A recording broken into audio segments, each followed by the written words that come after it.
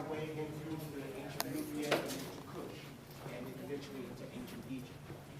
What is important here, this is called the art of Africa as we go through, because I want you to look, because everything that you see in the interior, which is here, you're going to see in ancient Kush. Remember, the Nile was like a cultural highway, and the people from inside were traveling and bringing their cultural greatness down the Happy Valley. Okay, so I want you to be clear about this. It didn't come outside from Asia or from Europe. They were traveling down north from the Happy Highway. So as we look at some of these zoomorphic energies, the sacred healers, like the people from the Congo, when you look at the staffs that you're going to see, like over here, even this symbol here is like almost like a plow. It's the symbol of myrrh, which means love in ancient Kemet. So all of these symbols, you'll see the chief, this crook, which is called the karat, which only the Nasut could carry. So a lot of these symbols that you see in interior of Africa are the same symbols and objects you're going to see in ancient Kemet, but most people overlook that. They just want to jump into Egypt. But you have to understand that Egypt started out almost full-blown. It started out a great civilization. It started out with the remnants of a former golden age that existed, that nobody wants to talk about. Okay, because most people around the world are just starting out still in the Stone Age cutting. And now here we got people who are smelting iron, who are cutting diamonds and cutting stone that's as hard as diamond and making bowls and stuff out of it. They're like, where do they get this technology? They don't want to deal with that. That's why they want to send you to space. But ladies and gentlemen, when they do get one of these spaceships and open it up, a brother like me is going to come out. Okay? All right. So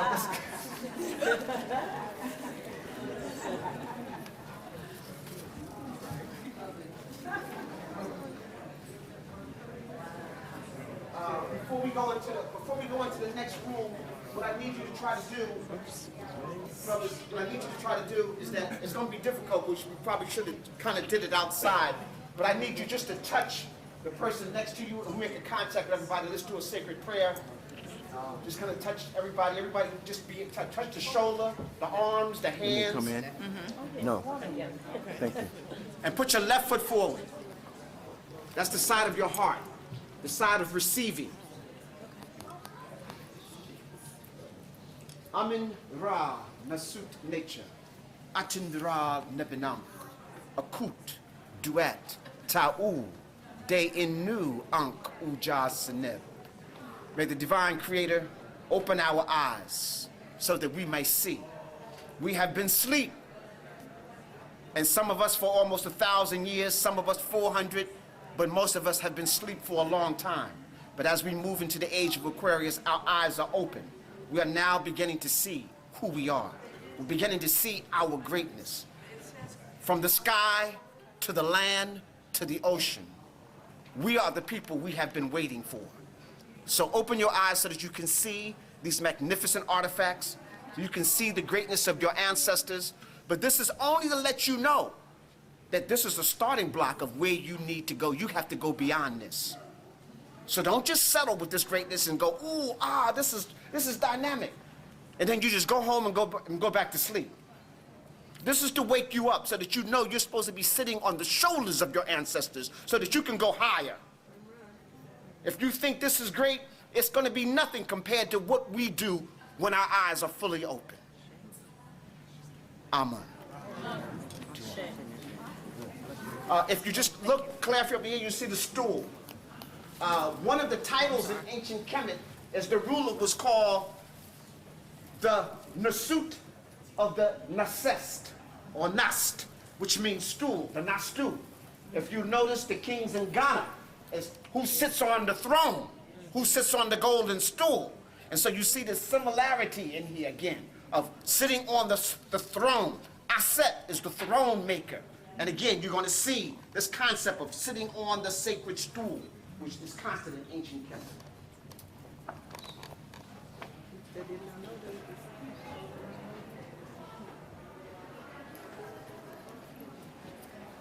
As you're walking through, look at the staffs and the walking stools. Oh, remember we talked about Karu?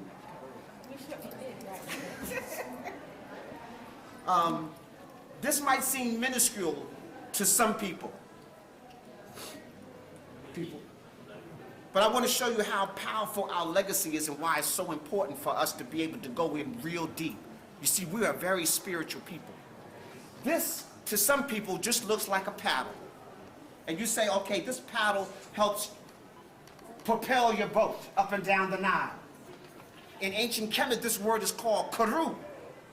Now, karu in ancient Kemet means the voice. When a person had done good deeds, they say, ma'a karu, you are true of voice, you have vindicated. Because we had a voyage in our physical life, but we also had a voyage in our spiritual life. So sometimes you'll see a spiritual boat journeying to the Ra, journeying to the heavens, and you needed a voice, a karu, to guide you. Even in the Great Pyramids, the Great Pyramid of Khufu, inside of the chamber were buried just outside, they found a what? A sacred barge, a sacred boat. And that boat was supposed to guide Khufu to heaven. So this paddle would be needed on a voyage. And so they call this your voice. Just like your voice tells your body or everybody else what you are thinking and what you're about. And so this simple little tool that most of us neglect, or we probably would have walked right by it, talked about our spiritual voice. Your spiritual connection to the heavens. You're going to need this voice to talk about what's inside of your consciousness. And what's inside of your consciousness is radiated in your heart. And when your heart and consciousness have harmony, that's the ka and the ba, now you are permitted into heaven, into spirit, into the oneness of the universe. Remember, your soul is trying to answer these questions. Your spirit knows all. You have two minds. You have a mind that comes here that knows nothing, only what it experiences. And then you have another mind that's connected to the Creator, that knows the cosmic makeup of the universe. And most of us don't commune with that God mind. How many of you say, something told me to do that, and you didn't do it? The Creator's trying to talk to us all the time, and we closing him out. Because we got iPods in our head, we rocking to the latest tune. Meditation, people. I need to say this. If you want to be as great as some of the people who made the things we're going to look at and go beyond that, you got to learn how to listen to the Creator inside of you. That means you need some quiet time every day. You need to learn how to meditate. And you, as you're meditating, you begin to think and talk about these things. And these things will talk to you. Amen. Amen.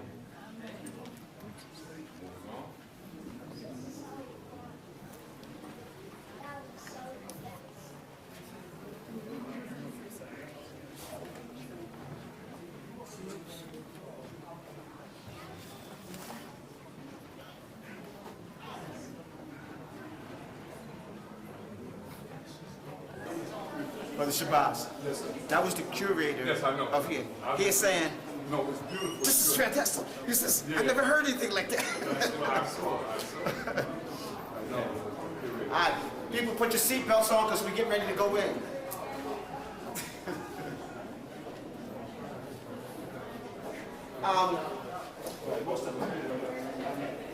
Come in so that people back there can get all the way in.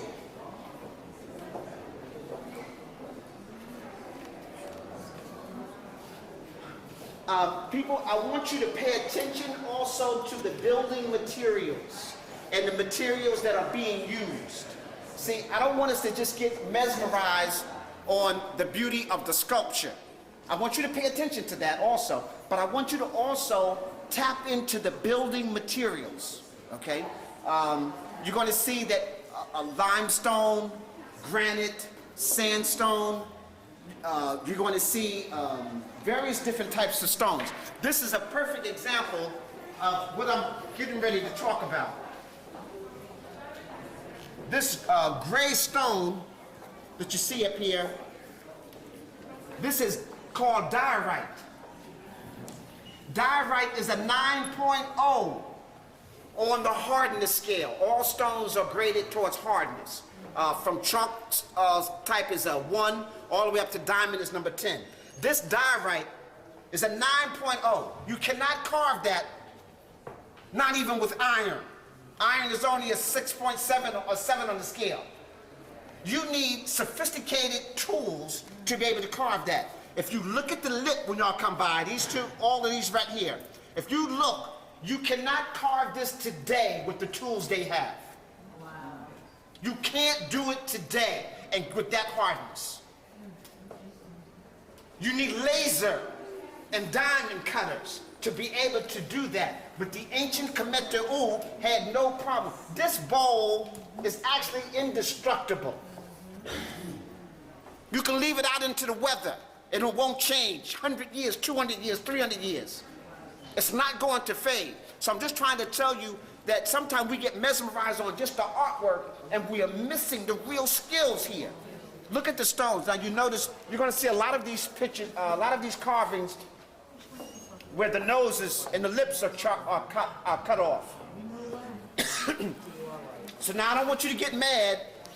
I want you to open up your mind, okay? A lot of times they're trying to hide the cultural look of the person, the wide nose, the thick lips. Some people are tapping into a spiritual thing. They believe that if you cut the nose off, that destroys the life in the afterlife. So there's two. One is just blatant racism, but number two, other people are trying to, they don't want you to tap into the spirit of the statue, so the nose sometimes was chiseled off. And then as the Christian and the Islamic era came into Egypt, they were trying to also deface these people so that you wouldn't know the origins of where they got their stuff from. Right. So you're going to see three. You're going to see the religious fanatics, you're going to see racism, and then you're going to see some people who are trying to destroy the spirit, the soul, so that you would not be able to tap into this. This white crown that you're constantly came from ancient Kush. That's the crown of the South. Now, for some of y'all who want to go in a little deeper, that's like a beehive. The crown of the North is the bee. When they're wearing the double crown, it's the bee inside of his hive. Ancient Kush passed on to Egypt, ancient Kemet, the cultivation of honey. Egypt was the first place that exported honey throughout the world. In Imhotep's time, they talked about 100 cures that honey did to the human body. There is no antibiotic greater than honey. Right now, most amputees would not be amputated if they would just wash the wound and put honey on it. It would regerminate the cells within your body, and there would be no need for amputation. So I'm just letting you know. But the king is wearing the honey. They had whole barges with specific type of bees cultivating special types of honey.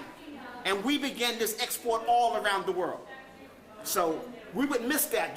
The Pope is even trying to wear this crown. What period of time? What period of time? Can I ask a question? Okay. The period of time, you need to know this. This is pre-4240 BCE. So that's over 6,000 years ago. It was already a science. In the interior of Africa, we had been doing this already for hundreds of thousands of years. But we began to share with the world about 3000 BCE as this became a bustling industry throughout the Asia. We were bringing them the honey and trying to educate them on holistic health and holistic living. So if you get a time period, 3000 BCE is still 2,500 years before the first Greek society, which is the first European society, civilized society. So 2,500 years before the Europeans and Asiatics had it together, this was already ancient and Kemet, ancient. The white crown comes from Kush. Okay, so we need to know. Quick announcement. Any questions you have so that we can expedite this process in a timely fashion, please write them down and ask them at the end of the day. Also, we have to preserve our antiquities, though the artifacts may be made of diorite and substances approaching diamond hardness. Okay, thanks, man. Pigmentation is still pigmentation. This is why we ask that you cease and desist from using all flashes. If you're taking personal pictures, you can use your flash. But if you're pointing it at ancient artifacts, please cease and desist from the use of all flashes. We don't want to destroy the monuments that we Our people just move slightly towards this side so that if somebody's coming through, they can walk down this aisle. So all the way, try to keep this side open, okay? If you look here, and everybody will get a chance, you're going to see something, and they got on the wall, they call it a false door. It's not a false door, it's a spirit door. False door means that somebody was supposed to go through it, they can't go through it, so it's not real door, it's false. No, it's a spirit door. The writing on the right side is looking into the faces of the objects. The writing on the left side is going to the left, right to left, looking in the object.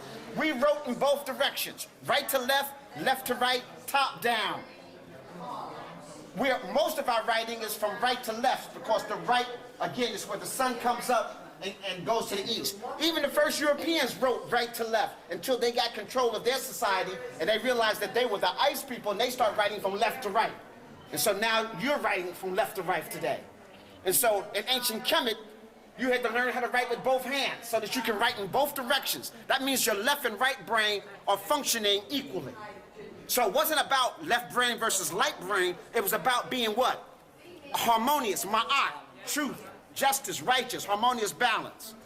Okay, so a false door, it has the title of the ruler. This guy happened to be a prince.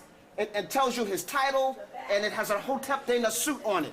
The Hotep Dena suit is an offering to the king on behalf of Inpu, who was the leader of the mountain, who was guiding his people to the next life. If you look over here, you'll see this is a limestone, but again, you'll see this circle with a cross going through it. That represents that this is talking about a sacred city. A sacred city. So whenever you see this circle with the X going through it, this is a city dealing with gold. This is a seal dealing with the sacred energy of the water. And so you get a chance to see the idea of what's going on.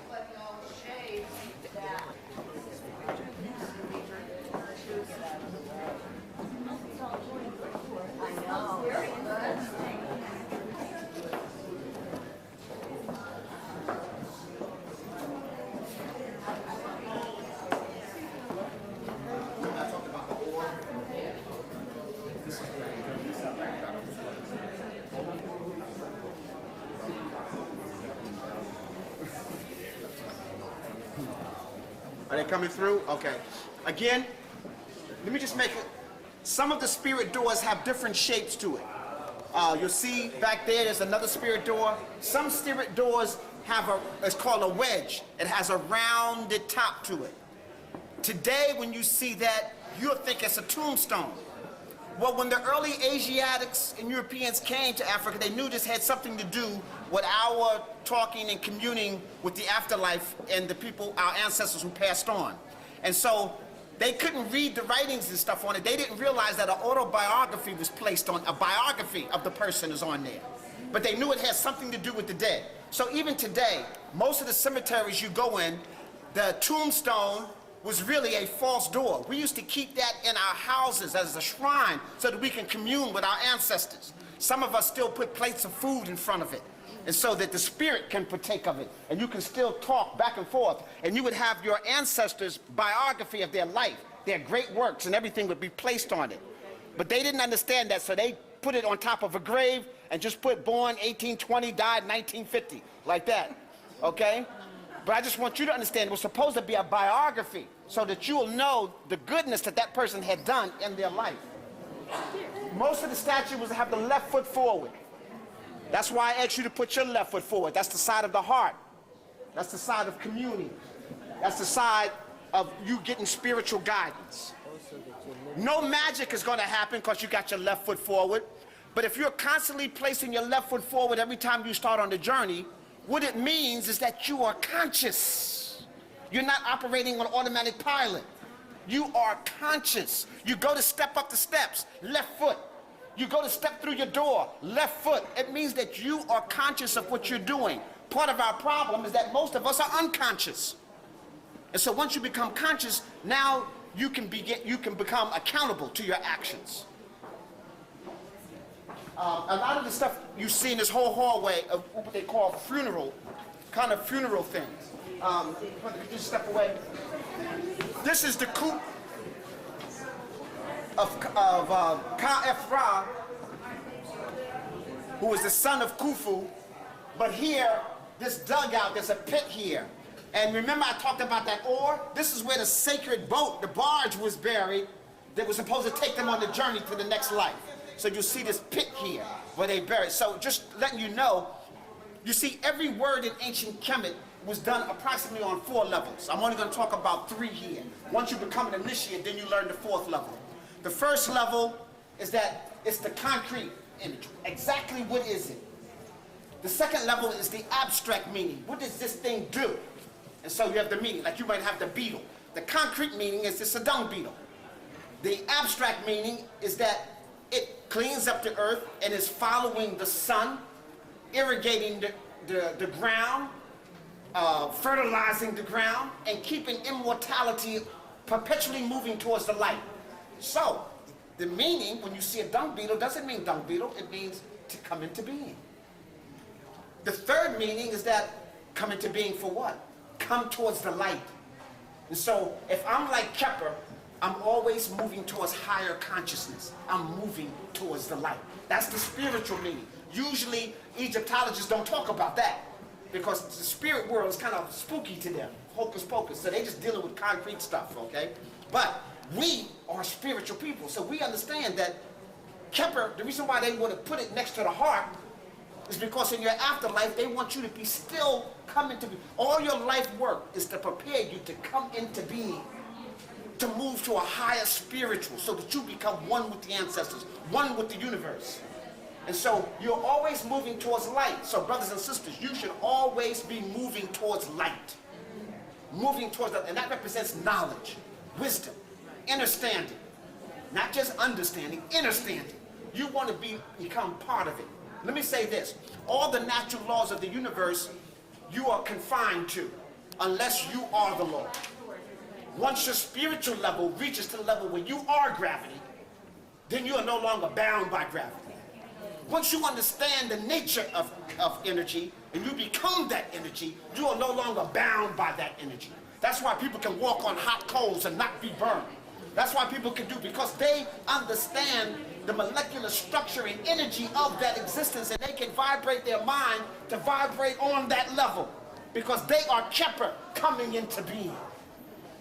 Okay? So next time y'all see a ladybug or something like that, don't squash it.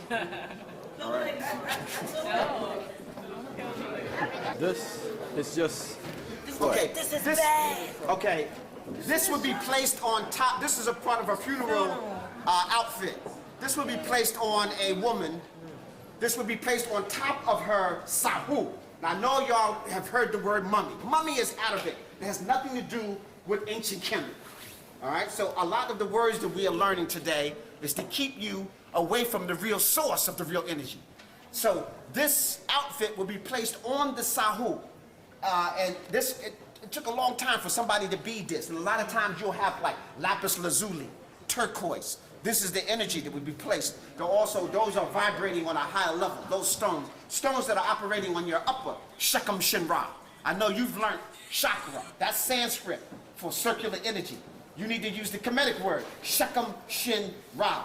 That's Sekam is equivalent to, everybody say Sekam. Sekam. That's equivalent to what the Chinese call Chi, what the Japanese call Ki.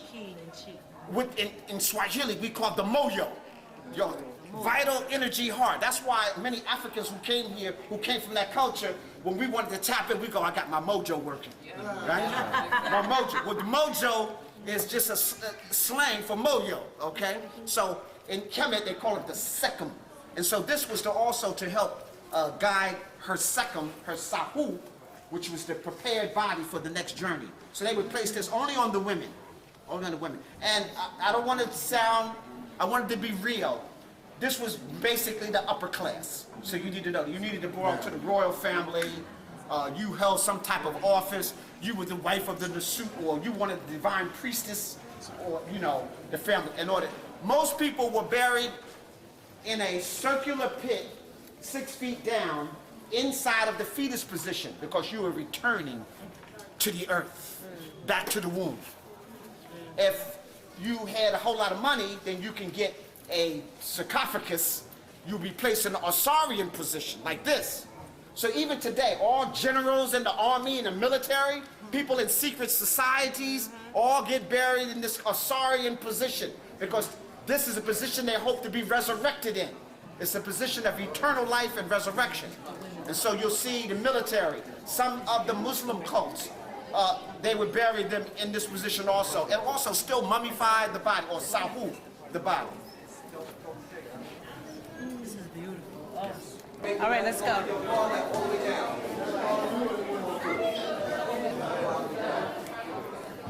Sorry.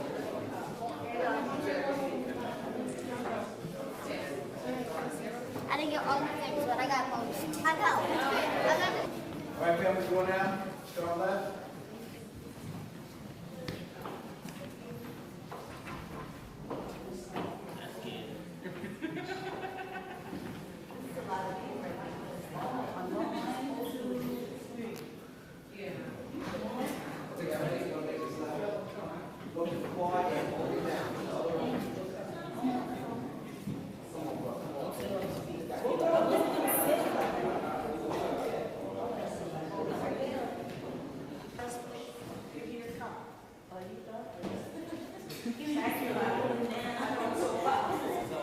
You all right? Go ahead.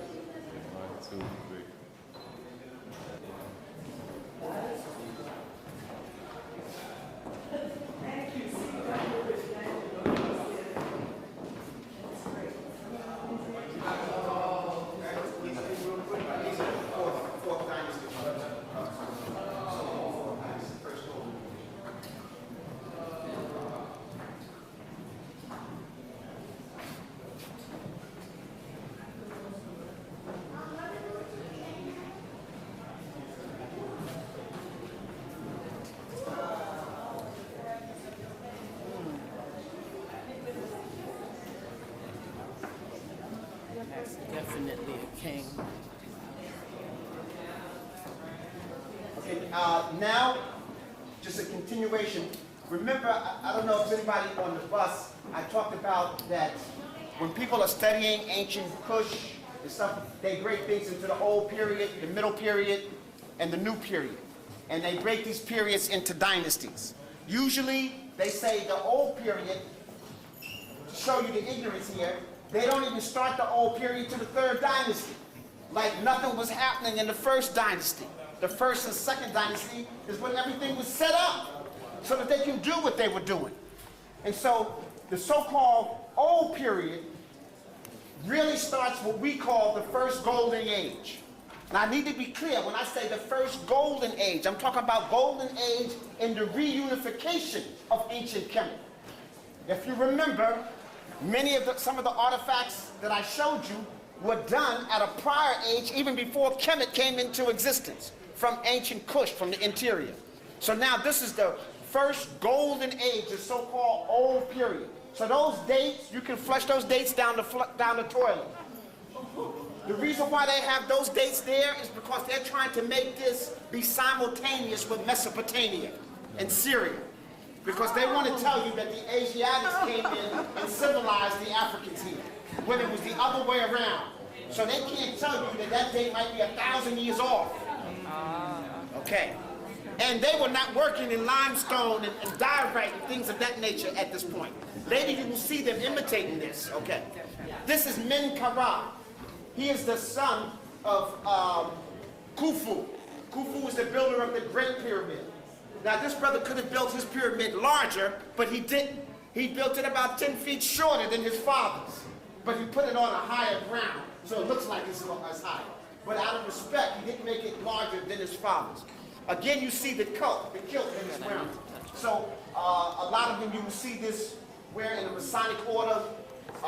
Later you will see other people around the world wearing, you know, this type of outfits. What he has on his head is called a nemes. It's a sacred headpiece. Usually all the rulers always kept their heads covered. Okay? And on his pineal gland, right in the center, is a cobra. Many a times in ancient Kush, they had two cobras. So that's how you can tell sometimes a ruler from ancient Kush, Nubia, from the rulers of ancient Egypt, Kemet. Because in Kemet they would have a cobra and a vulture, Nekabet and Wajet, ruler of the, watch the lady of the south versus the lady of the north. Now women, I want y'all to really understand, in ancient Kemet, the ruler's job was to protect the women and the royal lineage of the whole family. So he is this, when he, during his coronation, he gets the cobra and the Nekabet because he is to protect the lady of the north and the lady of the south, which represents the whole community. All communities were put in the feminine gender because women give birth, nurture. And so even Kemet is in a feminine gender because it gives birth to greatness and it nurtures it and expands. Okay, so that's one of his jobs. In his hand is a symbol of his authority, and that's a symbol of showing his birthright to the throne. Sometimes the biblical cord would be wrapped up inside of that. Sometimes they would around their neck. You know, some people come from the Caribbean or the South, they would take the biblical cord and make it into a little ornament, and it would be worn. All right, sometimes you'll have that type of information. You'll see, again, the spirit door over to the right here. And again, remember, the spirit door is talking, it's making a, all spirit doors are broken into 4 levels. So I'll be real clear. So that you'll be able to read almost any spirit door when you see them. Usually there's something on here called a Hotep de Nasu. That's an offering on behalf of the ruler. Inside of this oval is a shin. Now I know people are running around calling this a cartouche. Cartouche is French, and it means a cartridge, a bullet. Because when the French and Napoleon came here in 1798, 1799, 800, they saw these circles, said, oh, bullets, cartridges, you know, not knowing. A shin, it's an elliptical orbit of the, everywhere the sun shines and goes, the ruler considered himself the ruler of that land. And so it has some spiritual thing. It's not a bullet, so stop the cartridge. I mean, yes, the cartouche thing. It's a shin. Two of them is a shinwi or shinu. Okay, plural. This has his name here. It says Khufu. So this is the spirit door of his father, Khufu. So we don't have to guess who it is. They wanted us to know who this was. The spirit door is for Khufu. And it shows him, shows his mate, shows him. And you notice, you'll remember at my lecture, I gave everybody a sniff of the lotus flower. Well, Khufu took the lotus flower with him to the next world. That's what they're sniffing on. They're sniffing on the odor of the lotus because it represents all 5 elements. The plant, the roots go into the ground, the earth. The stalk goes through the water, second, water. The leaves open up into air, third element. The sun, the plant, the actual lotus flower stays underwater until the sun comes up. And the flower comes out of the water with the sun and opens up. Fire, fourth element. But then it gives off the ether, Sin-Necha, the odor of the creator. That's the 5th element. And so therefore, the lotus flower was the sacred flower of the whole country of ancient Kemet. And here he is, in his next life, he's taking the lotus flower with him. And we saw some vases, vats back there made of alabaster. They would have these various scents with them, and oils. In Tutankhamun's tomb, and usually would be made out of alabaster. Alabaster will preserve that odor just the way it was. In Tutankhamun's tomb, when they opened up some of those seals, it was like it was just made yesterday. The scent was that strong, but that was 3,000 years old. So, you know, when they were talking about eternity, this is exactly what they meant. And you will see the offering tables, and you'll see those things. Now, we know the type of foods. We don't have to guess what the ancients ate because they left it here. If you are trying to feed the king this, and I'm leaving the offering for the king, you're only giving him the best. So you get an idea of the type of foods, fruits, vegetables, and things that the king ate, or that the people ate in general, because the nobles and stuff would have some of the exact same things. Again, you'll see the funerary statues. Again, most of the stuff in here is limestone, and there's a few alabaster type of things. Again, you'll see some of the faces have been erased. Because if you look at the features, you will see that it looks like the regular Nubians. Okay, this is still the first golden age. And so what I want y'all to see is that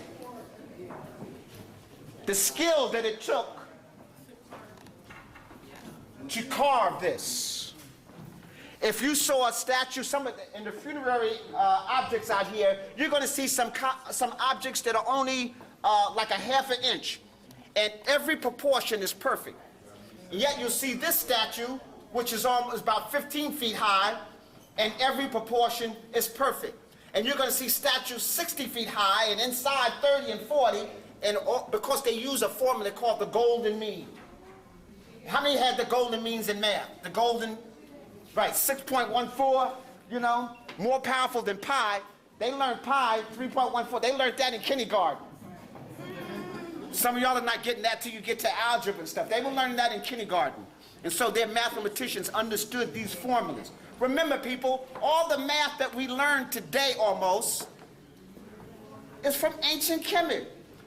You're not using Arabic numbers. The Arabs who conquered Egypt in 640 learned this science and then passed it on to Europe, and so they're calling it Arabic numbers, but they're actually Kemetic numbers. We want to give a shout out to my lovely sister here, one of the priests here from Boston. Yeah, okay. So we've kind of touched bases with the sacred temple here in Boston. Just one quick, tell them where your temple is and everything. We're going to be computing later. Hotep, everyone. Great to see you. I'm with the Academy of Kemetic Education here in Boston, so welcome, welcome, welcome. And this is so exciting because you're part of the wave, the momentum that is just building after the tsunami, the long dry spell we've had as a people, that we're now galvanizing the wave. We are returning, we are coming out in full force, and we're going to have the ASCAC conference here in October. So, because we have Latrella here, Hotep, our regional Eastern Region president of ASCAC, of the Association of Classical African Civilization.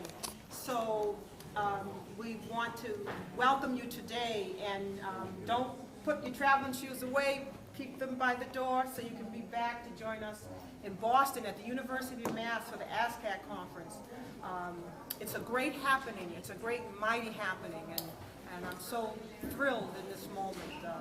The ancestors are pleased. The Makiyu are pleased, satisfied. The Academy of Kemetic Education and Wellness, where we...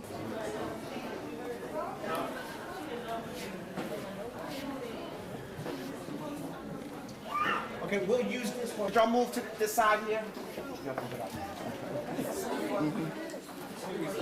Within time.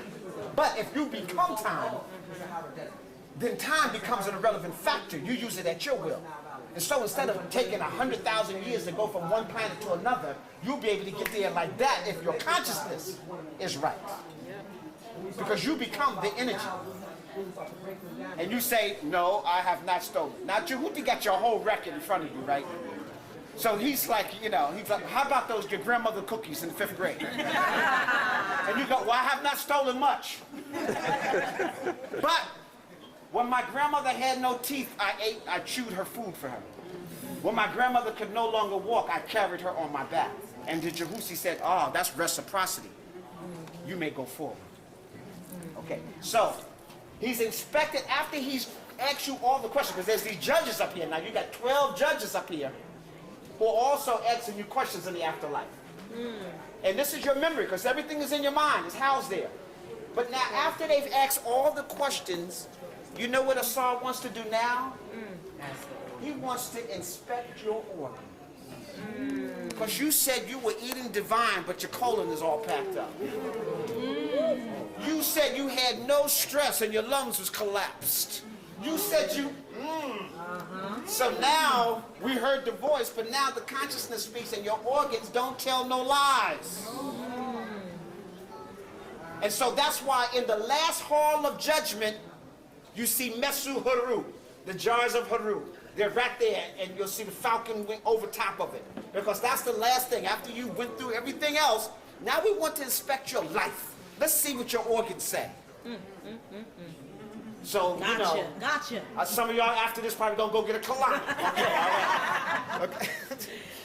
Any other questions before we move on? And what you've seen so far. So remember, this is the funerary thing. So anything dealing with the funeral. Remember, Sahu, we're preparing the body for a journey. We're preparing the body just in case the soul wants to come back to visit. We're preparing the body. You'll see these little statues called shawapti, right? Are placed inside of the tomb. They're supposed to be workers in the afterlife. Sometimes they would have as many as 360 of the shawapti. So that each shawapti would only have to work one day. Now, and then we had 5 days above the year. Now, I know some of y'all like to party at New Year's time, right? Y'all out there shaking the leg. No, you can, it's all right, sister, to party. In ancient Kemet, we didn't have 1 day. We had 5 days to party, okay? So there was a 5-day celebration, 1 day dedicated to Asar, another one dedicated to Aset, another for Haru Or, another to Nebuchadnezzar, and another day for Set. So we had 5 days above the year before the new year came into being. Okay, so you can still get your party on. Okay, all right. Get your drink on. Get your drink on.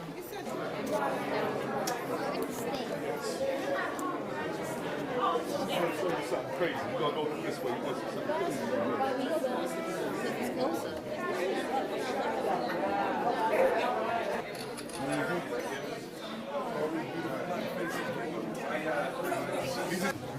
I know.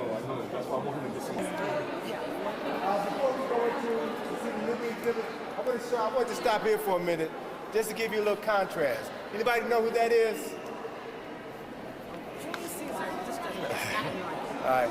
See, that's why Dr. Clark said, in order to understand African history, you need to know world history. You need to know everybody's story so that you can reconstruct your story. Right? This is Minerva, the Roman goddess of wisdom, knowledge, and power, Minerva. Right? Roman history, culture, mythology came out of Greece. So the Greeks took Minerva, the Romans took Minerva from the Greek concept of Athena. Athena is the Greek goddess of wisdom, knowledge, and power. The Greeks got their interpretation of mythology, symbolism, history, and spirituality from the Kemites. What was the name of Martin Bernard's book? Black Athena. Black Athena, right?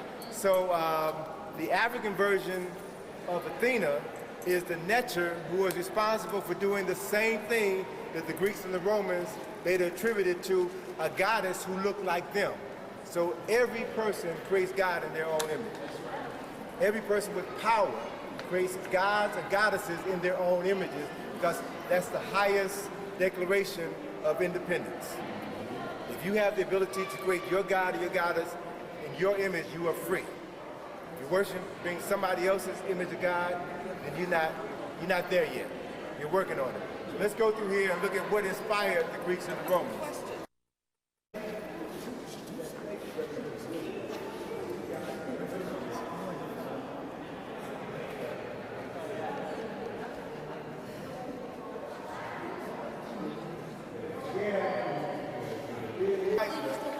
So what you want to do is you want to read about this man. You want to read how they revered him. You want to understand who financed him, who made it possible for this man to purchase all of these objects, to do all of this discovery. See, because he had to be bankrolled by people with money. Right. So as I said, I contrast what he's doing to what we're doing right now in Egypt. We're excavating a 25th dynasty tomb. And we're literally begging for money to help us finance the work that it costs us to do this excavation and the reconstruction. So if you've got resources, if you've got major educational institutions, if you've got museums backing you, you've got tens of thousands of dollars every year at your disposal. It will allow you to do the excavation, to do the conservation, the restoration, and to do the interpretation, to tell your story, and then to put these objects in museums so that millions of people who come to these facilities now will know your interpretation of the past. That's what it's all about, interpreting the past. With Nova, that power and ability to define reality and have others respond to your definition as if it were their own. So the question then is, whose reality are you living? Well, so one of the things that they said about this room is dedicated to the work that Reisner did in uncovering the pyramid of Menkaure, who was the third king who built the third pyramid at the Giza Plateau. So these are all the things that he found, and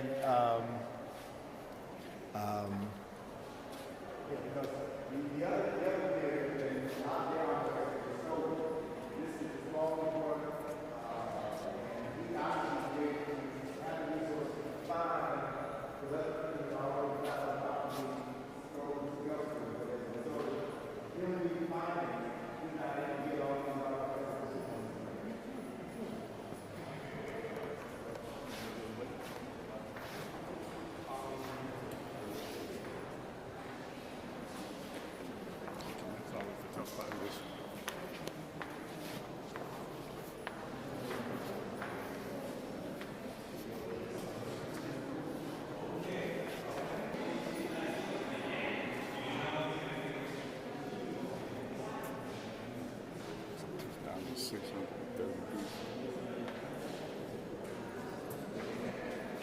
This is the doorjam of Kanafa, fourth dynasty, old kingdom person whose job it was, his mission was to go, he was an emissary for foreign land. He was like a diplomat. And his job was to go to foreign lands, probably negotiate peace treaties, make arrangements to bring supplies to Kemet. And this role is a very important role relative to something I'm going to end my talk with this evening that relates to some new research that's just been found based on this book written by Robert Duval and Thomas Brophy called Black Genesis, the African Origins of the Pharaohs, in which he's found evidence that's similar to this that allows us to reconstruct a very important aspect of our history that you all are going to be hearing a lot about within the next couple of months. But again, it shows you this person whose job it is to travel to other lands representing the king, and he brings information and knowledge back. So here we see here a scribe who is opening a papyrus scroll and telling the story about what he's done. And here we see another scribe here with his ink pens, his writing tablets, and his ink, and he's now recording all of this information.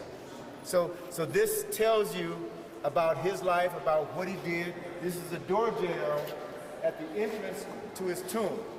So again, what you have on the outside are scenes that said something about who the person was, what they did, and then inside you see other scenes. You also see scenes of their soul making their journey into the afterworld with certain neteru, and you have the so-called Book of the Dead, inscriptions that will help them negotiate the spaces between the physical world and the metaphysical world. Okay? This is a nab-ankh. This is a nab-ankh of the king's daughter. Okay, this is a nab-ankh of someone of royalty, the king's daughter. So hers is not made of wood, it's stone. It's red limestone. All right? One of the primary limestones. And where's the young lady? Where's the little girl? She's not here? Oh. Here is Mfu on top. Mfu is a neter who is associated with the afterlife, who shepherds the soul through the process of the weighing of the soul and prepares them for rebirth. So it's important that these images are there. And then, this is good. All these designs that you see here, these are all Old Kingdom designs with the double lotus bundle. This is an art motif that you only see in the Old Kingdom. And I'll point it out to you guys over here. Same motif here. Yeah, this is a double lotus bundle. This is an artistic motif that is Old Kingdom. So what we found in the tombs that we're working on, 25th, 26th dynasty tombs, is all about Sankofa. They reached back to the Old Kingdom, brought these same art elements and put them in their tombs. So,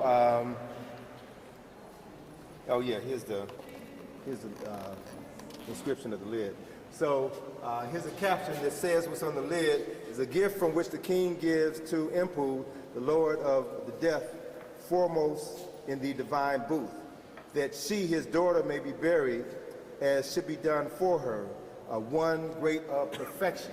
So the whole idea of going through this process of the weighing of the soul, of declaring the negative declarations of innocence, is to prove yourself to be ma'at kiru, true of voice, to show that you are someone who has been truly vindicated in the past life and are able to move into the next life. So all of these words, all of these processes were designed specifically for your soul. I mean, this is preparation. So be very careful when people tell you that the Egyptians had a preoccupation with death. No, because they built these tombs, they did not have a preoccupation with death. They had an obsession with life. And so they knew how to live this life. They knew how to prepare for the end of this life and the beginning of the next life. That's a preoccupation with life, not death. So again, it's a matter of being able to interpret the story through your own cultural lens so that it makes sense and it doesn't confuse you. And for those of you who, if you travel to Egypt with American Express or Club Med, you'll never hear this talked about on the study tours to Egypt. They give you BS. They give you 1/10 of the story and don't give you the real essence, either because they don't know it or that's not what the majority of people come to Egypt for. Okay?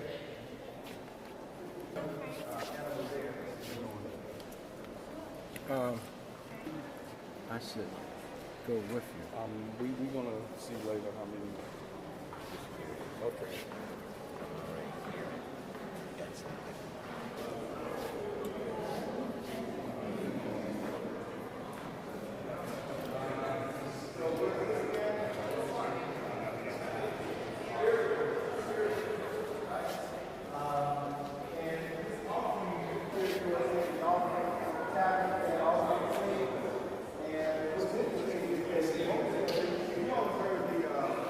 In many instances, I forget the term. There's a term. You know what? They look just like one of the reliefs. These two ones. Ancient Arabic writing before 640, before they sacked the libraries in ancient Egypt. When they sacked the libraries in ancient Kemet, they gave the priests an ultimatum. You become Muslims with us, or you going to with Amun-Ra today. So some of them went with Amun-Ra and died, and that's you at the beginning of the Sufi clan. The Sufi are the what? The wisdom teachers in the Islamic text. They were the scribes of ancient Kemet. And now they became the Sufis in Arabic. And now you have the great writings. And then Islam is going to blow up after they get the energy from Kemet, because now in 711, you're going to have these people, the Moors, or just Africans who've been converted to Islam, now going to go into Spain in 711 and start a whole cultural revolution. And they're not going to be kicked out until 1492. 1492 you need to keep in your mind. A couple of reasons. In 1492, the Moors were expelled from Spain. In 1492, the Jews were expelled from Spain. That was a Jewish holdout. So when you have April Fool's Day, that's the day that the Queen of Europe, England, told them that if y'all go down to the shore, we got boats waiting for y'all so that y'all can leave happily. And so on April 1st, the Jews and the Moors went down to the water thinking boats was waiting for them and an army was there ready to slaughter them. April Fools. So when you're celebrating April Fool's Day, you're celebrating the slaughter of the Jews who were in Spain and the Moors who were in Spain, who were fooled into massacre and fooled out of their homes. They took all their possessions out of their homes, and then the Europeans there just confiscated all of that. So hopefully y'all won't be celebrating April Fool's Day. One of my teachers, Barry Shango, has volume 1 and volume 2 of European holidays, and he explains a lot of this information. So 1492, get that Columbus sail the blue. And Columbus, Watch, and Columbus had to sail before midnight on April 1st because he was part of that expulsion. They ain't tell you that. So Columbus had to hit the water before April 1st. Okay, so, there's a whole lot of things that they're not, quite Love it. I share it. Share it. Oh, yeah.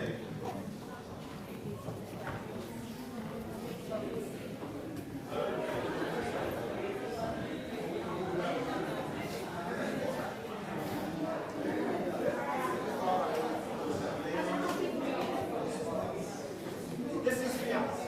A lot of you, if you read the book, if you look up the definition, if you Google glass, it'll say that the Romans created glass. Glass was created by the ancient chemists 4,000 years before the Romans got to Rome. Before Romulus and Remus got sucked by that she-wolf. We already had invented glass. And you'll see the fiance over here. You'll see a blue fiance. We had it in various colors. What we did was we just took sand. Sand is crystal. And we melted sand down. That's all we did, brothers. Okay, so, but again, you got to be able to have a furnace that have high altitudes and temperatures in order to do that. And so glass was created in Kemet, and we had a variety of colors. And you see sacred beads here, you see the alabaster, you see Sahu mask. Over here, you're going to see a boomerang. It's the same type of boomerang that was used in Australia. Because if you remember the map I showed you of parallels, well, we just traveled around the world. So the people from Australia were the same people we were. You see a mud brick house. So you see we had bi-levels and split-level homes in ancient Kemet.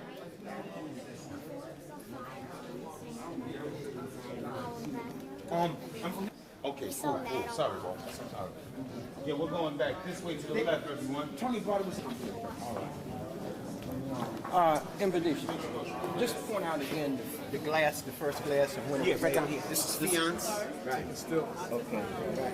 And this represents the first glass. Right, done 4,000 years before the Romans, who said they created glass. Why is this part being said that this doesn't?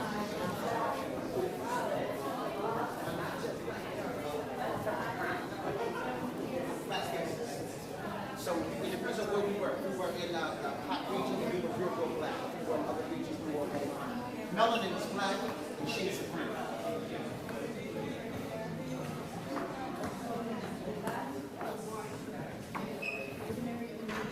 Yeah.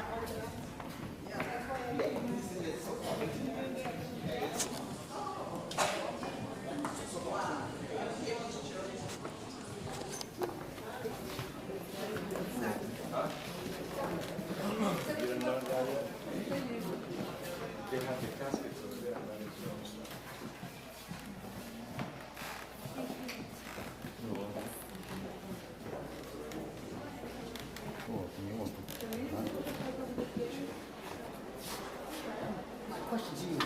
This is gray ochre or basalt. It's an extremely hard stone. You cannot carve this with copper tools, brass tools. This is too hard. But I want you to look, when you get a chance, of how finite the writing is. The writing is exquisite. Okay? The second golden age is also called the classical period of ancient Kemet, because the writing never got better. In fact, most of the stories that we know, like the shipwreck sailor, the articulate farmer, all of those stories we know from ancient Kemet come from that second golden age, the classical era. And everybody's trying to imitate that. When Shabaka and Kashta and all of them came to Nubia, they were trying to return to that classical age of ancient Kemet. Okay, where Africans left Africa, went to other lands, and realized that they had the best at home, and hightailed it back home. Okay, because we are the metropolitan people, we're the city dwellers. We want to go and explore and everything like that. Sometimes we think the grass is greener, and we got there and wasn't no grass.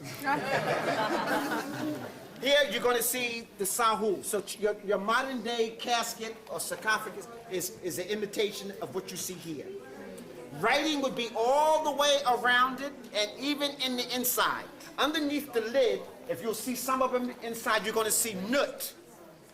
And Nut represent the livable atmosphere, the sky. She was the protector in the real world and in the afterworld. Her job was to nurture. That's that feminine energy again. Let me explain. If you know anything about real science, there could be no life on this planet until Nut came into being. Okay? Nut is the daughter, right, of Geb and Shu. Shu and Tefnut represents boundless space and moisture. Only when you got boundless space and moisture can you bring a solid into being. Solid became Geb, the planets, the suns. And then the aura that exists around it is Nut. And Nut protects. It's a feminine energy. Now, most of us think that the man is always protecting, but you'll notice the most powerful, most deadly bodyguards were women. That's right. Were women, right? A lot of times the ruler, his famous bodyguards was his daughters. Nobody protects daddy like his daughter. Okay? All right. Yeah. And even some of the Asian emperors, their daughters was the bodyguards, you know.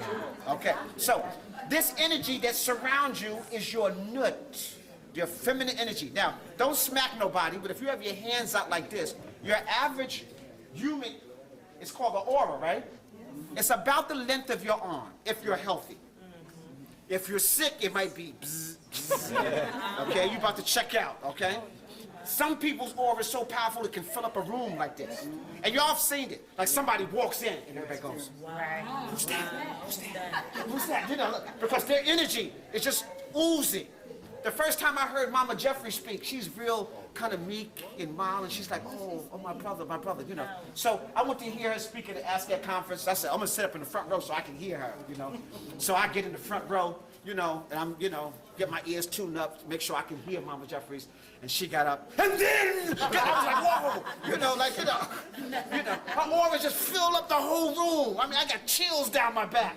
Okay, you know, so some people's aura can do that for you, you know. That's your vital energy, that sekam we talked about.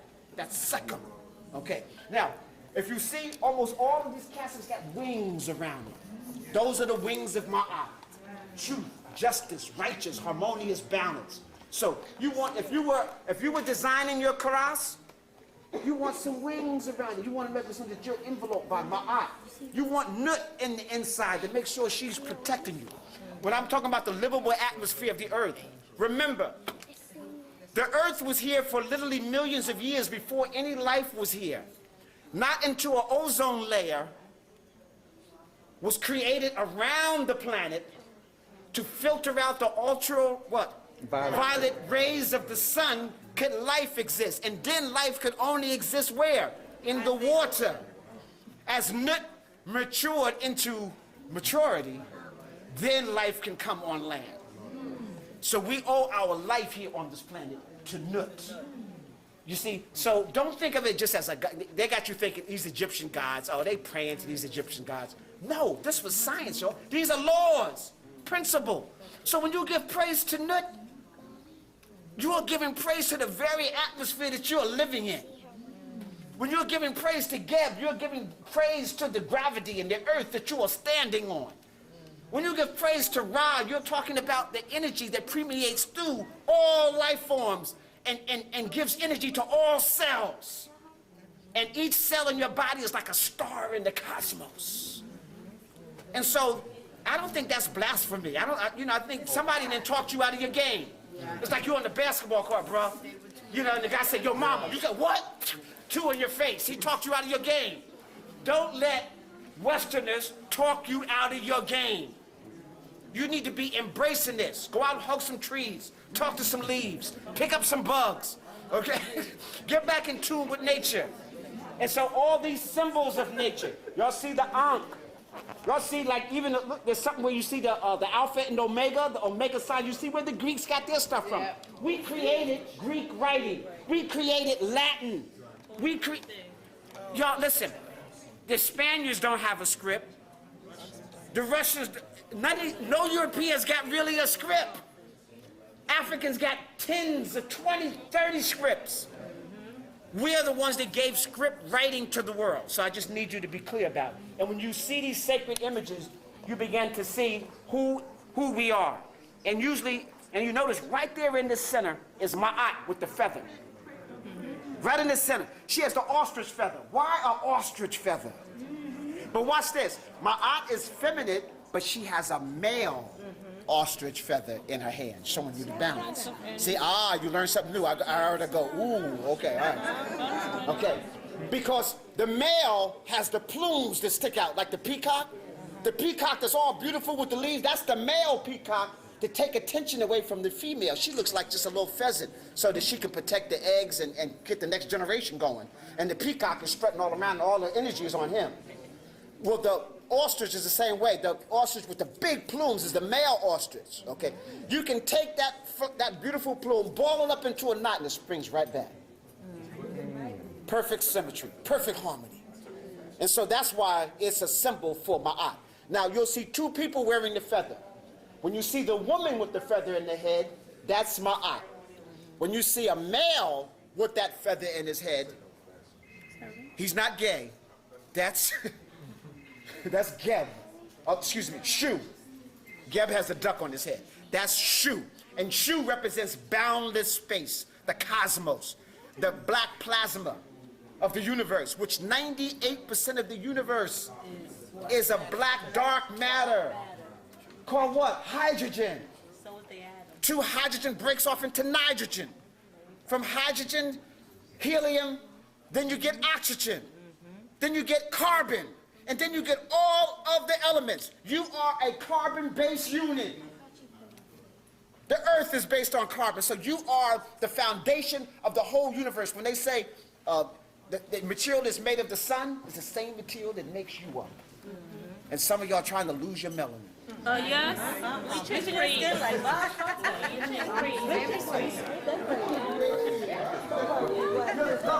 Here those four, the messy Rajars we talked about. Here they are over here. You got a human face, a baboon, a hawk. And so they would take the various organs and put them inside.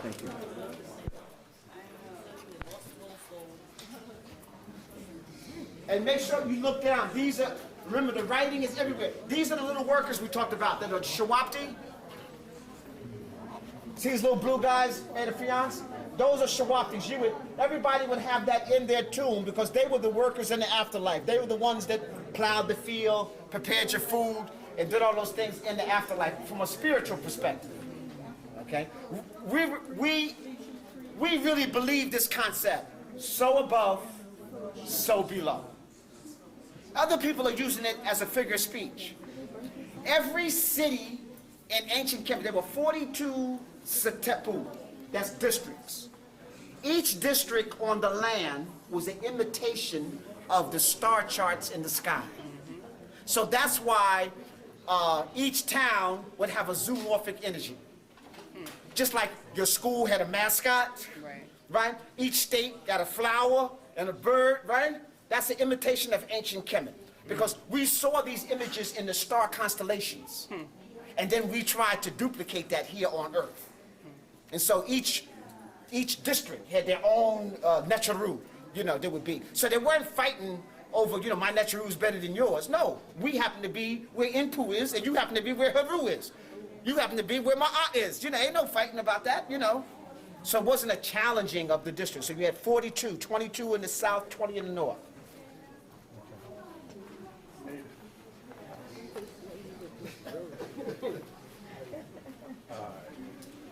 Again, those are Shawaptis. Sometimes, if your money was long, if you had a lot of gold and silver, then you can get a Shawapti that looked just like you.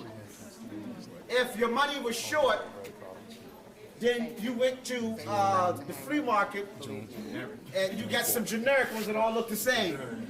A sale, 20 Shawaptis for one, piece of silver.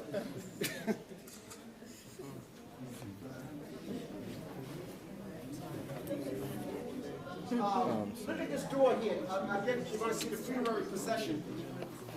You see Asar sitting on the throne. This is where they get the right angle from. The square, sitting on your square. This is what when they say sitting on the square, it means that I'm acting royally. I'm acting like I'm a divine being. That's what really being on your square means I'm conscious. It means I know what the world is about. I know what my position in the world is. I know where I'm going, and I know where I've been. So that's what, when people are talking about that, I know sometimes the Masonic order make it all mysterious and all that. No, that's simply what it means. It means that I know who I am, where I've been, and where I'm going. I'm sitting on my square, my throne, or I'm standing, I'm holding my square. That means I'm holding my consciousness. I can defend my space, my family. So this is a Sar wearing the white crown. And you see the feathers on both sides of his crown. On this side, you see Unpu. And remember, in the funerary procession, I said the two most famous names were Asar and Unpu. So this person inside of their funerary temple, they wanted to make sure they had both of them inside of their temple because they were trying to assure their ascension to heaven. And here you see the ruler. That's the person who this tomb belongs to. And he's standing like this. This is called the Ma'at posture. The Ma'at posture. And he has his left foot forward. And he is there. And he's paying homage. Now you look, what's in Anpu's hand? The Ankh. So therefore Anpu can give him life. But what is he doing to Anpu? Do y'all see something in his hand? He has a vase. And something's coming out of the vase, isn't it? He's pouring what? Libation. Another form of giving homage to the ancestors. So you can see. So when we do libation like tonight, before we start, you'll see people pour libation. This comes from ancient Kemet. We have to give homage to the ancestors first. We have to have permission to do this. Okay? And if they are doing this 5,000 years ago and it was okay, I think it's okay today. Again, on this side, the same thing, and he's pouring libation to Asar, pouring libation to Anpu. Here, Anpu is preparing his body for everlasting life. Now we can see this chisels on the wall is when we have invasions coming in. People who came in, they're Christians, they're Jews, they're Arab, you know, all of that, you know. These guys are tugging. It's like a tug of war here as they're preparing. And it has the sacred prayers that you will see that would be part of the coffin text. Remember, the coffin text comes from writings inside of the funeral chambers, whether it's on the Karas itself, or on the walls, or on the Sahu. And these texts are to protect them in the afterlife. Just like we have obstacles in this life, they were saying that in order to ascend, there's going to be obstacles you're going to have to go against. So we want to prepare you for these obstacles. We don't want you to think it's just pie in the sky. Okay? That based upon what you have done here will prepare you for what you will see in the spiritual life. When you're done here, This is alabaster stone. This would be like a cap. This is part of this is a small miracle. But on top of all the pyramids, there were capstones. And these were done with sacred stones. Usually you have a black stone. You have some of these stones that represent the energy as this energy is descending. Every pyramid shape creates negative ions. Yeah, I understand, and I think you're right. We're still in the wrong way. Over here you're going to see some mummified animals, Sahu animals, where they would, the cat. We are the first people to domesticate cats. We are the first people to have the hunting type dogs. Most of the dogs that we see today, because they're imitating what we did in ancient times. This is the Greeks and the Romans trying to imitate our stuff.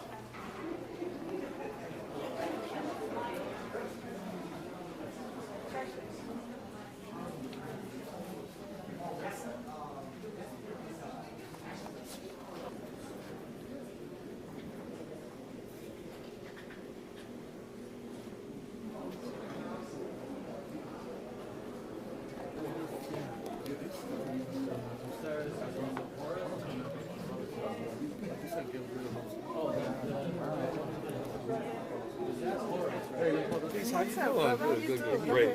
How you doing? How you doing?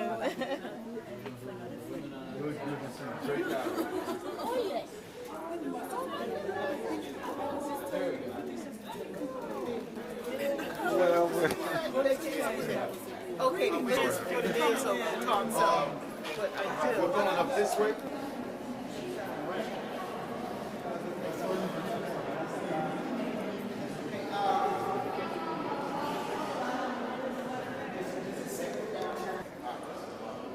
Let me, again, people will, can I have your attention? People will come in and they get mesmerized by the artwork.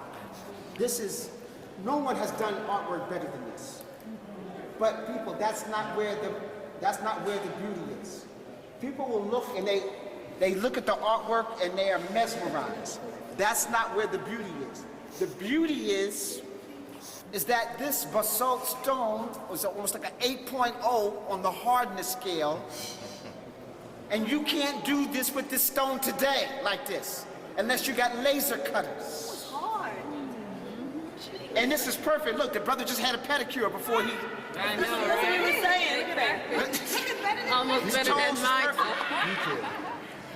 The detail, and everything is going to be perfect. The same thing with the stone. It's at 8.0. This is still... But what I want to bring to your attention, this is still the old period, the first golden age. So what I'm trying to show you is that they came into this knowledge almost at their height. Oh yeah, oh yeah. Primitive people coming out of the cave or running out of the jungle can't do this. That means that they understood the proportion. Listen, the golden means talk about the proportion. You see the distance between your forehead and your brow, your nose, your lip, is the same proportion of your finger here, here, and here, which is the same position between here, here, and here, which is the same position between here, here, here, which is the same position on your toes. That's why your head size, your hand size, and your shoe size is the same size. They knew this from the golden mean. So that means that in the golden era, first golden age, they had this science down pat. So that's why they can take a statue that small, make it perfect, have something out of one of the hardest stones known to man and still make it perfect. That's why we are the way we are. And that's showing you exactly who you are. When you see the Trinity over here, and you notice a lot of times we worked in Trinities. We gave Trinities to the world. You know, 2 women and 2 men, and you need man, woman, then child. Then you got the perpetuation of the society. Do y'all feel me? Okay, all right. All right, so I hope I was real clear. I don't have to... Yeah.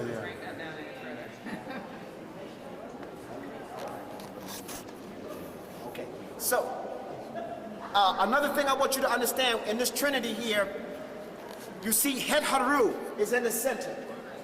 She's sitting on the throne. In ancient Kemet, the king could only come to the throne through the woman. Exactly. She is the throne maker. So you need to understand that. So you can see there was almost 0 divorce rate among the royal family. Okay, because the woman was the throne maker. Exactly. There were a few dynasties where the rulers, the males got so powerful they chose their mates, but 95% of the time it was the woman that made the throne keep who was the throne, who's going to be. And again, you didn't have people just like a coup d'etat where you just come in and overthrow and be the next king. Because to be the ruler, the ruler was the high priest. You had to go through the priestship to become the next ruler. Every high priest in every temple was acting on behalf of the Nasut Biti. So he would choose the Nasut Biti. So you had to go through. So you just can't kill the king and make yourself king, and you don't know none of the rituals of the country. Exactly. So the ruler is the high priest. People don't understand that. Okay.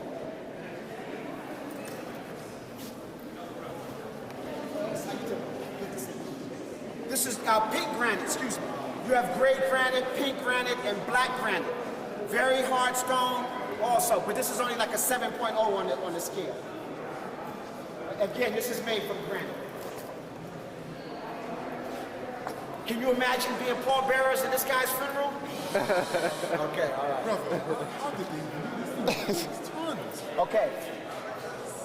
Question asked, how did they move these? These weigh tons. What will blow your mind, when you go to the Valley of the Kings, you're going to see tombs that are literally 90 feet down in the ground, curving like this. Yeah.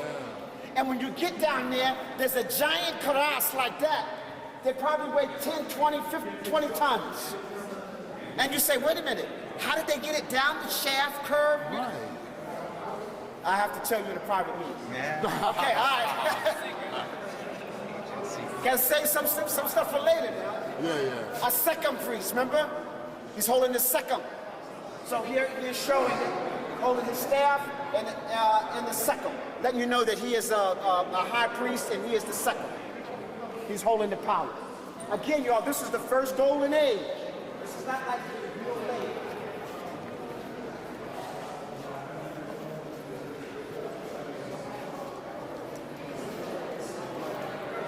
Tells you who this is for. Nasut. This is Khufu. And Khufu is the builder of the Great Pyramid. The Pyramid of Khufu. And here it has members of his family. Now, a lot of people are saying, Hotep. I want to make sure everybody come over here and see what a Hotep is. That is a Hotep. It's an offering table. So when you say Hotep to somebody, you're saying, I'm offering you satisfaction.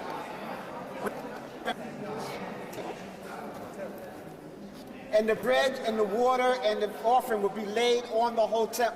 Right. So when you say Im Hotep, you're saying, I come to offer you satisfaction. I come to offer you peace. You can't have peace if you're not satisfied. So that's why people use peace as kind of a version of satisfaction. So you're saying, I come to, and when you leave, you go, Shem Im Hotep. I go, but I still offer you satisfaction. Great.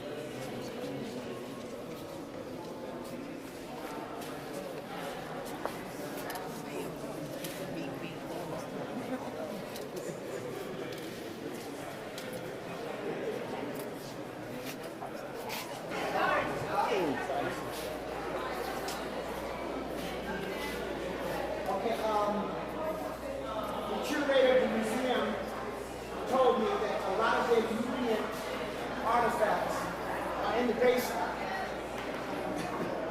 being restored because they are fixing up the museum and they're going to have another space and they're fixing the space for it. So all the Nubian stuff is not here. The stuff that they do still have from Nubia is going to be in this room here, we're going to see. But what I want you to see is that when you're looking at the fourth golden age, and that's fourth golden age is what they call the 25th dynasty. You're not going to see any change from the first, second, and third golden age. You're going to see the exact same thing. They're going to try to tell you that the Nubians were imitating the Egyptians. But let me say this, the Egyptians influenced a lot of people around the world.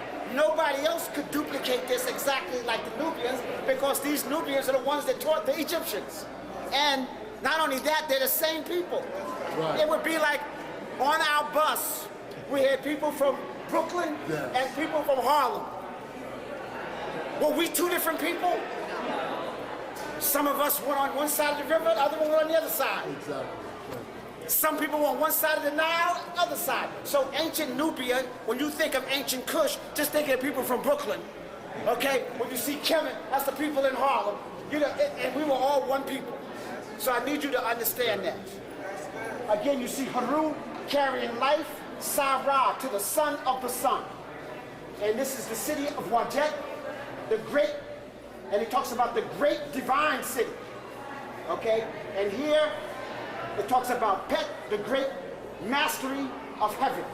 And so Haru, through life, the Sarah, will help you become mastery of heaven through the great divinity of this particular city. And we know that it's in the north because of the papyrus plant. Every king had 5 names. This is perfect because almost all of his names is right here. We don't have to guess. Here it says, watch this, the Nebti. Remember I talked about the 2 sisters of the north and the south, Nekabet and Wajet? Well, here they are, and they're on top of this basket. The basket represents mastery. So it's mastery of the south, mastery of the north. So the ruler has to protect them. So he is the Nebti. Second, he is born to live in greatness, and he is Keper something Ra, one who comes forth. Over here, it says he is the Meshu Haru. He is born of the living Haru. Haru also represents higher consciousness. The word hero comes from the word Haru. to be the champion of the people. Okay. Here, he's on top of gold. So that's his golden Haru name. Golden Haru. And down here, it says he is the beautiful Necha. Nefer represents beautiful or good. The beautiful Necha. Master of the two lands. And then he has his other name. Only two names would be inside of Hashem. His Sarah name and his Nasut Biti name. Okay?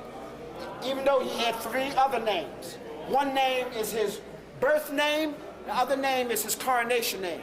Now, the reason why some tombs are larger than the other is because as soon as the ruler is inaugurated, a group of priests are assigned to his mortuary temple, right there at the inauguration. They'll say, okay, I want the five of y'all, you get a team together, and y'all start on his temple right there.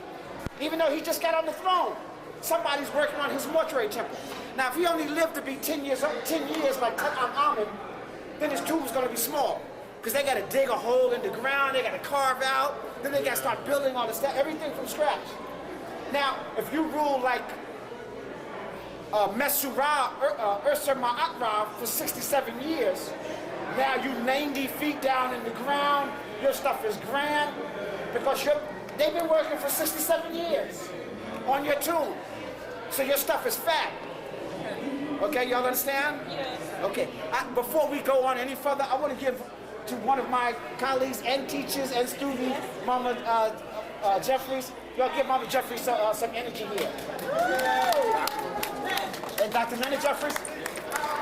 Okay, power to the people there. All right, excellent. Okay. Inside, I want you to just take a minute. Half of the group go over there and half the group go in here so that you can see inside of a mortuary temple what it kind of looks like, and I'll meet y'all right out here.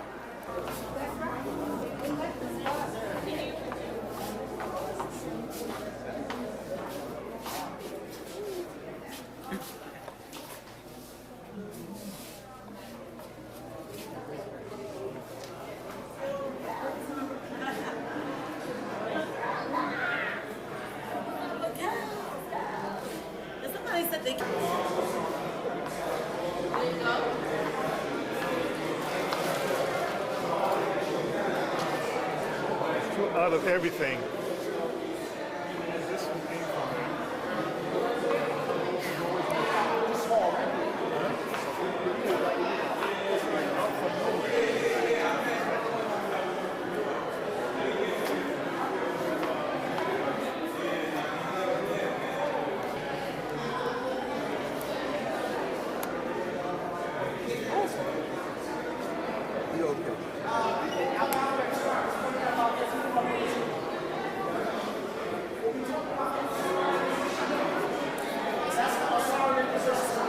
That's called the Asarian position. So that's the position they wanted to bury the dead in. They want them in that position because that position represents resurrection and rebirth. So you got people in the Masonic order, the Masons, certain religious orders, they want to be buried like that because they're tapped into Asar. And they understood that Asar is the foundation to much of the religions they're following today. Okay. The stones you see here is gray granite, pink granite. Most of this pink granite only comes from Aswan. So that's just a certain section of ancient Kemet. Behind us is our Holy of Holies. This is the offering table where you would have the Holy of Holies. So all the temples had various chambers. And each temple is built like, most temples are built like the human body. You enter where the feet is. When you get all the way to the back is the Holy of Holies, and that's where the mind, the conscious is. And the pineal gland is right here where you would put the offering to feed the spirit. And so it's important of what you put in your pineal gland, the images. And this is like a gray granite. So you have the pink granite and the gray. But you see Jehuti here. And this, again, I think this is Shabaka. Let me see, hold on.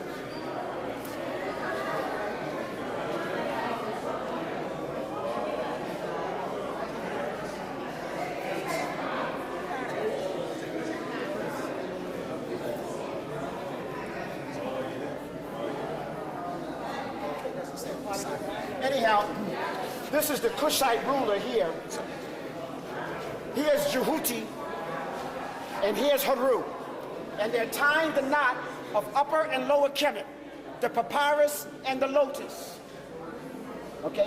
Wherever I plant the papyrus, not only is it being used for paper, but it also changes the soil to make it fertile again. I can plant this where there's nothing growing. When I put that there, I can have a crop next year. And so there's all these multi-meanings here. But this represents Simatawi.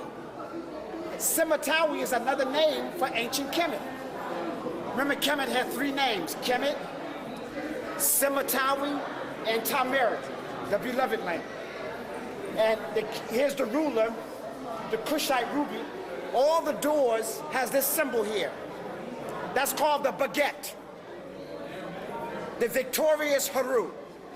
When Haru defeated Set, he flew to his father who art in heaven. I'll be thy name, thy kingdom come, thy will be done as it is in earth, as it is in heaven. Y'all remember that psalm? That comes from ancient Kemet. And made his father Asar ruler of the underworld. And he became the ruler of the physical world. But this is in front of every door, on every temple in ancient Kemet. And it means to be victorious over the lower energy, to rise to your higher consciousness. Okay? And that's what is meant by know thyself. You don't know thyself unless you did battle with yourself and become victorious.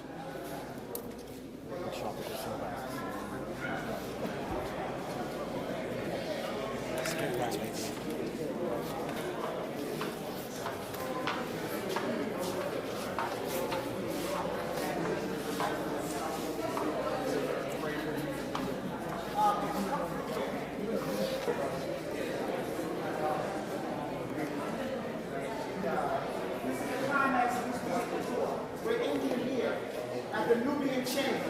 Now remember, this is the fourth golden age of ancient Kemet. You notice that you can't tell the writing hasn't changed, the artifacts haven't changed. You see Sabaka, Casca. You'll see the crowns have slightly changed, because remember I said the ancient Nubians, the Kushite, wore the double uraeus, as opposed to earlier in Kemet they had the vulture in the uraeus. So you can see that right there. But he still has the same Orship clothes. How many people see that little thing that the Ten Commandments is written on? Doesn't it kind of look like that in the background? Okay, you can see somebody was here Xeroxing off our stuff. Okay? You still see the left foot forward. Behind you, you still saw Sekhmet, the lioness, the daughter of Ra. You still see the symbols here. You still see Het Haru. You still see the lotus and the papyrus plants. You still see the same type of what I call a ket mer. Europeans call it pylons, but it's merket because they're representing the horizon. Usually that lining up the temple, the sun has to come directly through that at sunrise every day. And so the architects had to be astronomers and astrologists also. Okay, so it wasn't just about knowing how to do architectural drawing. And so to sum up what we see here, this is again the pink granite stone. If you're in ancient Kemet, only in the south, up south, at the borders of Nubia, ancient Kush, do you find the pink granite stone. So that meant every place you saw this stone in ancient Kush, they had to go up south to the borders of Nubia to get the quarries of where the pink granite is. And you'll see the gray granite and a black granite, okay? All right.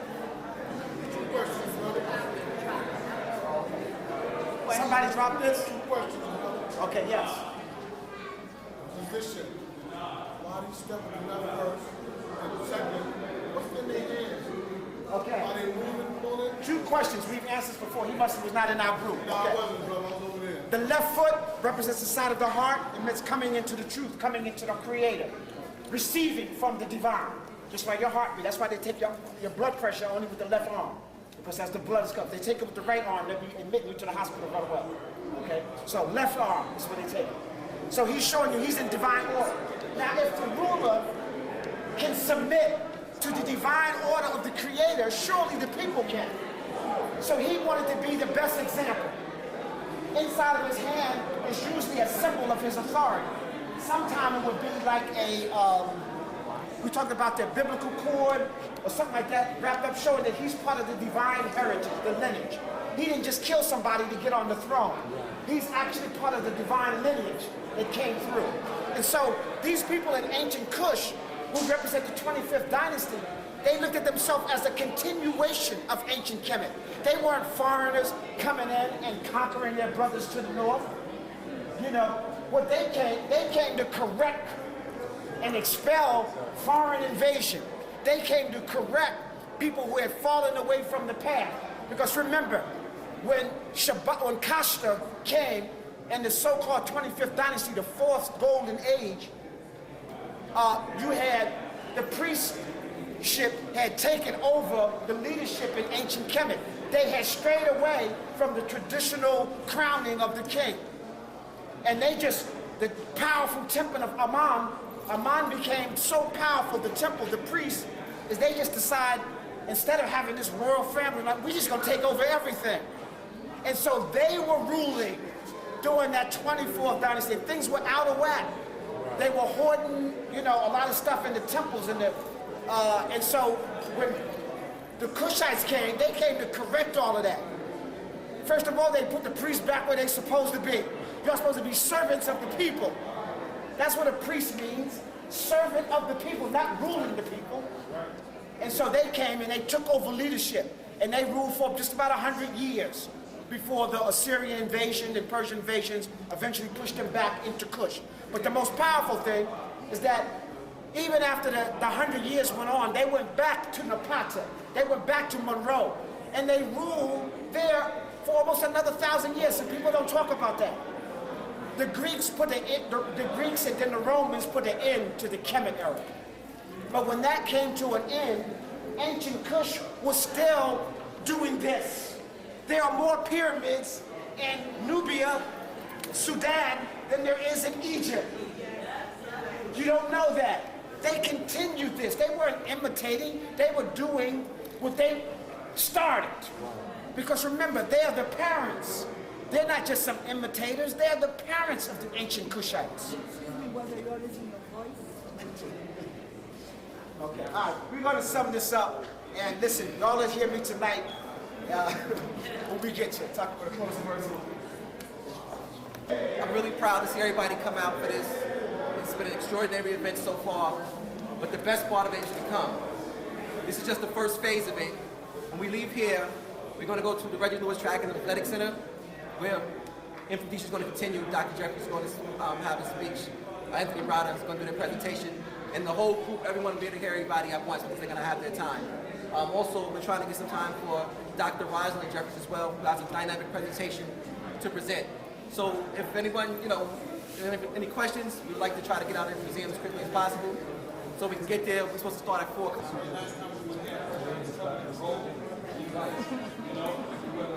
I know when we first came in, the curator of the whole museum told me that they were making changes and that a lot of the weekends said, I said, where's the movie? He said, oh, I'm sorry. I said, you know, they said it's the instruction and a lot of the movie stuff isn't up there. So that's what you see. You're seeing some restoration. That's one of the reasons why we decided to put the stores, because a lot of the images that were on display are now inside of the basement. I didn't make exist.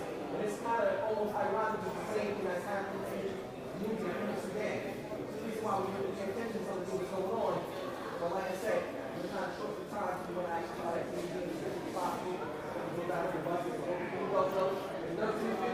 late, the quicker we get there, the quicker we get started. Which way we go out? 13.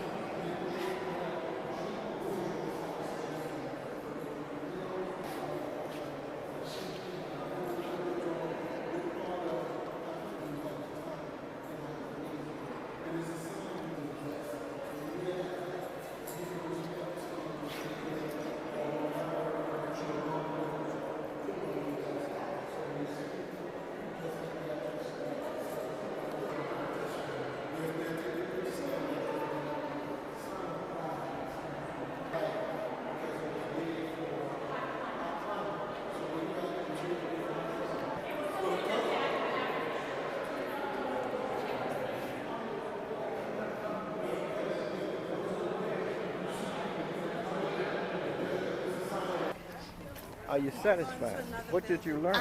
Yes, I'm very satisfied. I learned that Hold on. the Nubians brought everything into Egypt, and what we see in Egypt is just the what the Nubians brought in, and the Egyptian continued that process on.